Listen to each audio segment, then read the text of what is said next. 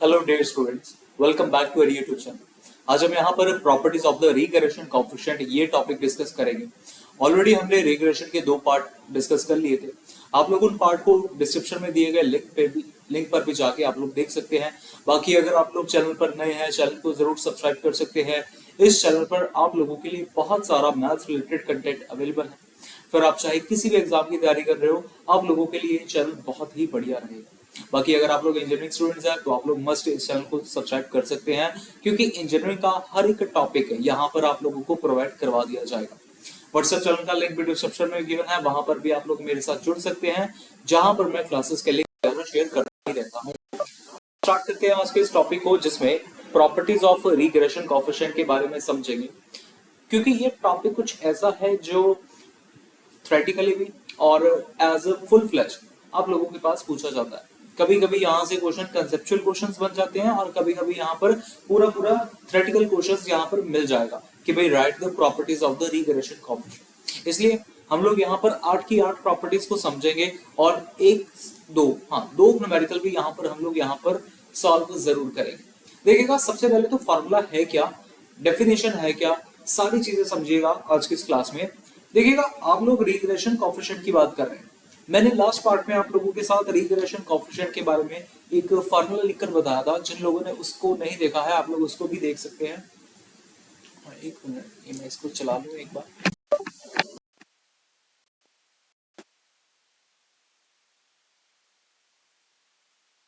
चल क्यों नहीं रहा? हाँ, चल पड़ा। तो मैंने लास्ट पार्ट में आप लोगों के साथ डिस्कस करा था, जिसमें हम लोग x minus x bar is equal to b, यहाँ पर y एक्स वाई और y माइनस वाई बार ये, और एक हमने डिस्कस करा था y minus y bar is equal to b x y x minus x bar. ये दो प्रॉपर्टीज या ये दो रिग्रेशन इक्वेशंस हम लोगों ने अभी तक डिस्कस करी। और वहां पर भी मैंने आप लोगों को बताया था कि बी एक्स वाई और बी वाई एक्स को ही हम लोग रिग्रेशन कोएफिशिएंट्स कहते हैं। बस इसी के ऊपर आज हम 8 प्रॉपर्टीज को डिस्कस करने जा रहे हैं। देखिएगा, आप लोग जानते होंगे कि भाई जब y ऑन x आता है, तब यहाँ पर हम लोग डिनोशन जो यूज करते हैं वो b by x करते हैं, और जब x ऑन y आता है, x ऑन y, तो इसके लिए हम लोग डिनोशन b x y ये यूज करते हैं।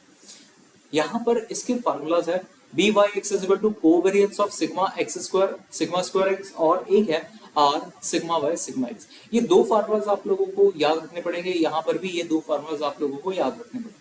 याद होंगे कैसे, समझिएगा। एक जो पहले वाला ये फार्मूला है, ये है विद कोवेरिएंस। कोवेरिएंस का मतलब होता है जिसमें दो चीजों का वेरिएंस लिया जाता है ना, एक्स वाई का कोवेरिएंस। और ये जो फार्मूला है जिसमें आप लोगों के पास आर आ रहा है, ये जो आर है ये दरअसल आर है कोरिलेशन कोएफिशिएंट। ये इसका आर है, ठीक है, कोरिलेशन कोएफिशिएंट का आर होगा। तो अपने पास दो फार्मूलाज रिग्रेशन कोएफिशिएंट के आ गए, एक आ गया ये और एक आ गया ये।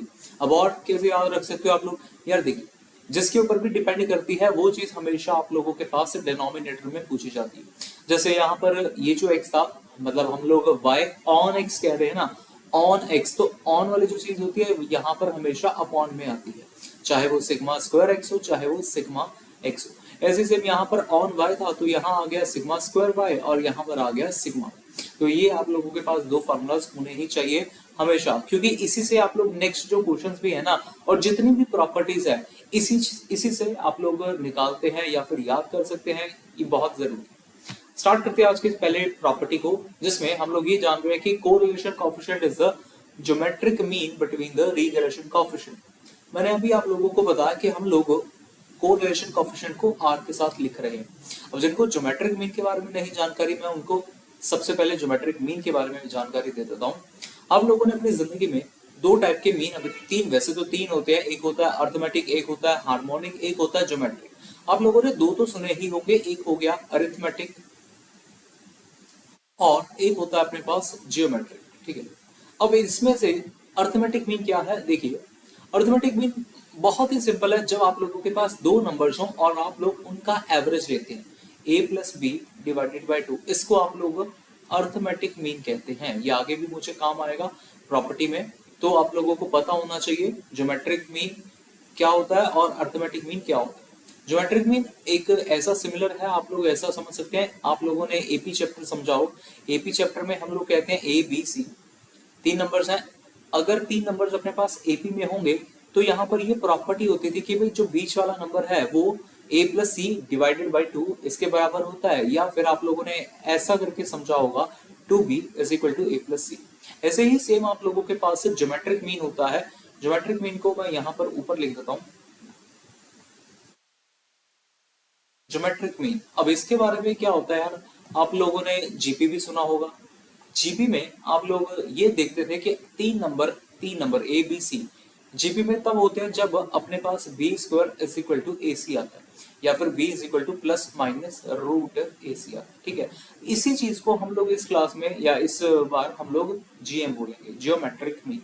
तो एएम भी समझ में आ गया, जीएम भी समझ में आ गया, ऐसा ही एक हार्मोनिक मीन भी होता है, वो भी हमारा इस टॉपिक का पार्ट नहीं है, हम लोग उसको नहीं डिस्कस कर रहे। चलिए अब स्टार्ट करते हैं अपने आज की ये जो प्रॉपर्टी है इसका प्रूफ देखते हैं कि भी क्या होगा, ठीक है। इसका प्रूफ बड़ा सीधा सा प्रूफ है, पेपर में अगर प्रॉपर्टीज डिफाइन करने को आ रही है कि भी बताइए सारी की सारी प्रॉपर्टीज, तो उसको पूरे अच्छे तरीके से आप लोग एक्सप्लेनेशन करना, फिर आप लोगों को फुल मार्क्स मिलते हैं।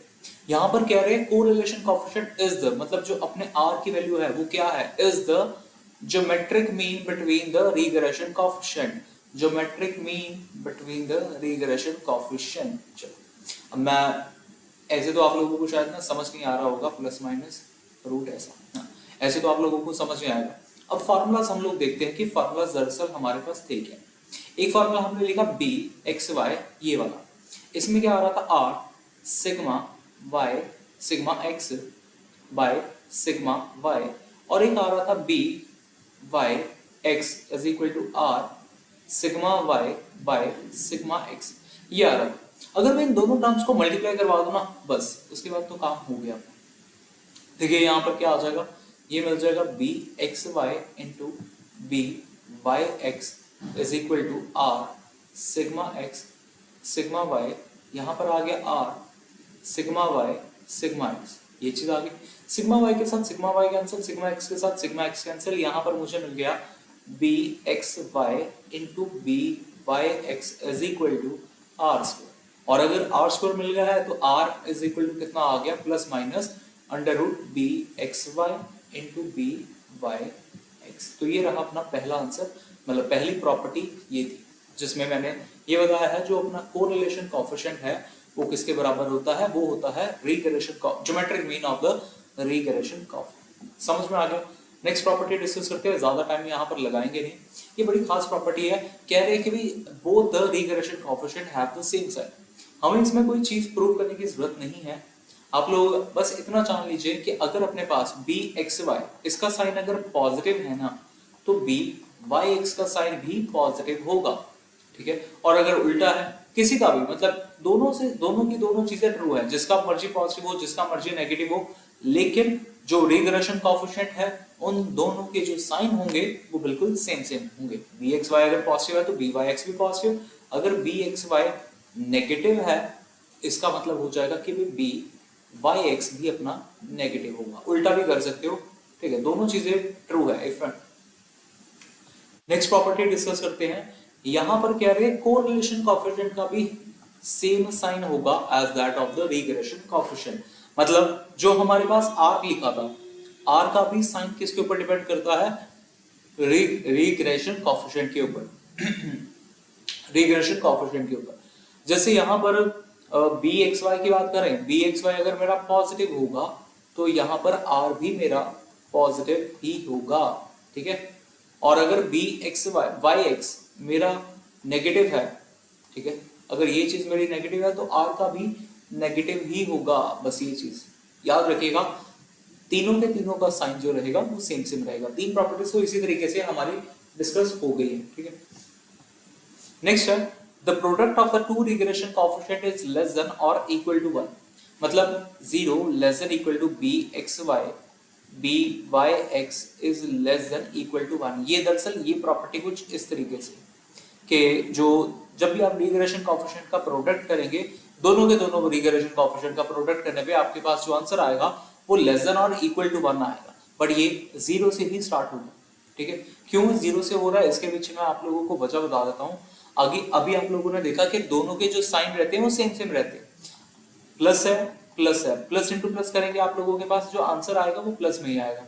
नेगेटिव है, नेगेटिव है, दोनों को प्रोडक्ट करेंगे तब भी अपना आंसर नेगेटिव में ही आएगा। समझ में आ गया? इसलिए हम लोग उससे सॉरी पॉजिटिव में ही आएगा, ठीक है, पॉजिटिव में ही आएगा। हम लोग नेगेटिव में जा ही नहीं रहे।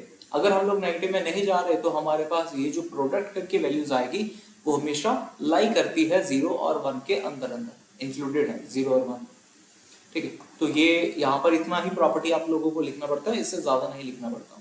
नेक्स्ट प्रॉपर्टी, फिफ्थ प्रॉपर्टी हम लोग डिस्कस करते हैं। The arithmetic mean of two regression coefficient is always more than और equal to the geometric mean of two regression coefficient. यार ये तो ना बड़ा सीधा सा रिजल्ट है। हमेशा ये चीज देखा ही जाता है कि एम जो होता है हमारा ग्रेटर ही होता है, ग्रेटर और इक्वल टू होता है जीएम से। हमेशा ये पूरा मतलब हर एक फील्ड के लिए ये ट्रू चीज है। M is greater than equal to GM. इसका प्रूफ भी करके बता देते हैं। जैसे यहाँ पर कह रहे हैं the arithmetic mean of two regression coefficient, ठीक है। अगर मेरे पास यहाँ पर रिग्रेशन कोएफिशिएंट ये उठाऊं bxy प्लस by(x) उठाऊं बाय, इसकी जो वैल्यू आएगी वो greater than bxy into by(x) आएगी। अब अगर इसका प्रूफ करना चाहिए तो हम एक मिनट देख लेते हैं भाई प्रूफ करने की जरूरत है कि नहीं। वैसे कर भी सकते हैं आप लोग, क्योंकि थर्ड प्रॉपर्टी आप लोग डिस्कस कर चुके हैं, जरूरत नहीं है ऐसा ही, ठीक है, क्योंकि इसका और कोई प्रूफ नहीं हो पाएगा। इसके बाद नेक्स्ट सिक्स प्रॉपर्टी डिस्कस करते हैं, ये अच्छी है। If one of the regression coefficient is greater than unity the other must be less than unity. ये बड़ी खास, बहुत ही खास, मतलब अगर एक की value by chance is greater than unity आ गया, मान लीजिए bxy मेरे पास ग्रेटर देन यूनिटी है, उस केस में क्या होगा, जो मेरा by(x) आएगा वो लेस देन 1 आएगा। ये चीज समझना किस तरीके से आप लोग कर सकते हैं। अभी आप लोगों को मैंने एक रिजल्ट बताया जिसमें लिखा था कि भाई दोनों का प्रोडक्ट bxy और by(x) दोनों का जो प्रोडक्ट रहता है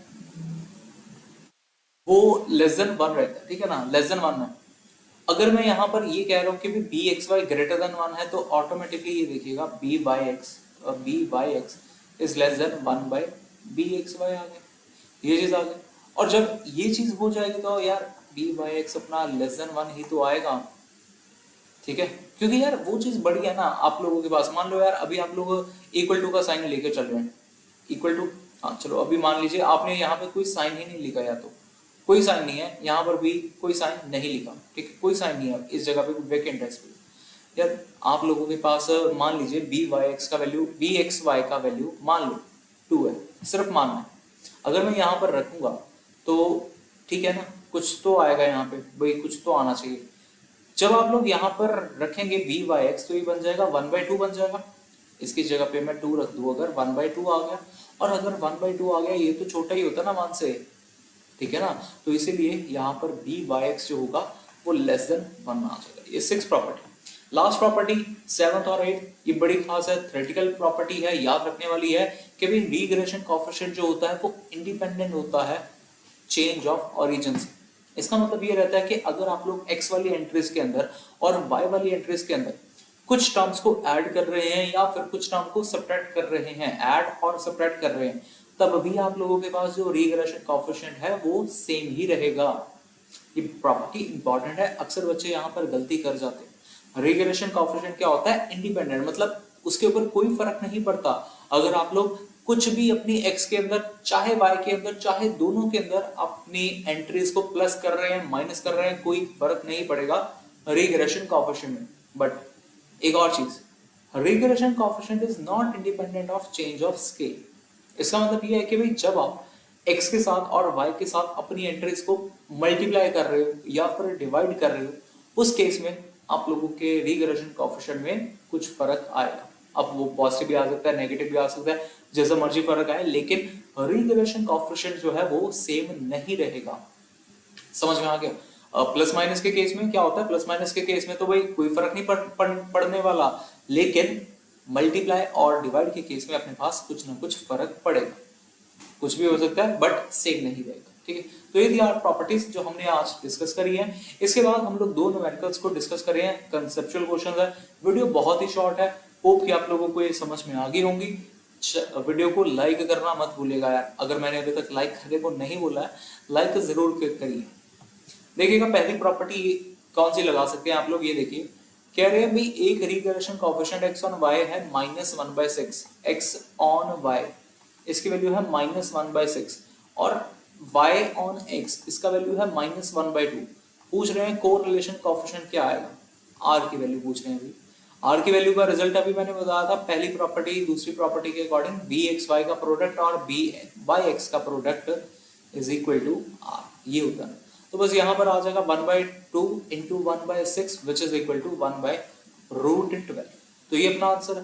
अब आप लोग √12 लेना चाहते हैं, √12 ले लीजिएगा, उसके बाद लिख लेते हैं। मैं कर लेता हूँ यहाँ पर √12, यहाँ पर आ गया 3.46 आ गया, और फिर इस 3.46 को हम लोग डिवाइड कर लेते हैं 1 के साथ, 1 डिवाइडेड बाय 3.46, तो 0.289 यहाँ पर आंसर आया। बट यहाँ पर भी एक और चीज, एक और प्रॉपर्टी जब मैंने बताया था कि कोरिलेशन कोएफिशिएंट और रिग्रेशन कोएफिशिएंट के जो साइन रहते हैं वो सेम रहते हैं, तो आप लोगों के पास यहाँ पर r का साइन माइनस में आएगा, क्योंकि ये भी -1/6 था, ये भी -1/2 था। माइनस की वजह से r की जो वैल्यू रहेगी वो भी अपने पास नेगेटिव में ही आएगी ही। तो ये अपना आंसर करेक्ट ये माना जाए। अगर कोई बच्चा यहाँ पर माइनस नहीं लिख के आएगा तो उसके मार्क्स भैया कट जाएंगे, मैं आप लोगों को पहले बता दूं। नेक्स्ट सेकंड प्रॉपर्टी यहाँ पर डिस्कस करते हैं। थर्ड फोर्थ, मैंने यहाँ पर ना एक्चुअली बहुत सारे सम्स लिखे थे, थर्ड फोर्थ और फिफ्थ, ये 4-5 सम्स थे जो मैंने लिखे थे। इनको हम लोग नेक्स्ट पार्ट में डिस्कस करेंगे। डिस्कस इसलिए करना है क्योंकि ये एक मिसलेनियस टाइप के प्रॉब्लम्स है।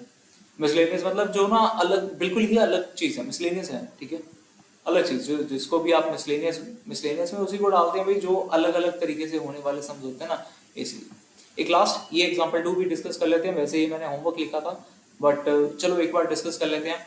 मैं आप लोगों को एक हिंट दे देता हूँ भाई, इसका आंसर नेगेटिव में आएगा, ठीक, इसका आंसर भी नेगेटिव में आएगा, क्योंकि दोनों के दोनों जो रिग्रेशन कोएफिशिएंट्स है वो नेगेटिव में है, ठीक है, समझ में आ गया। चलो अगर होमवर्क में लिखा था तो यार होमवर्क में ही करते हैं सम को।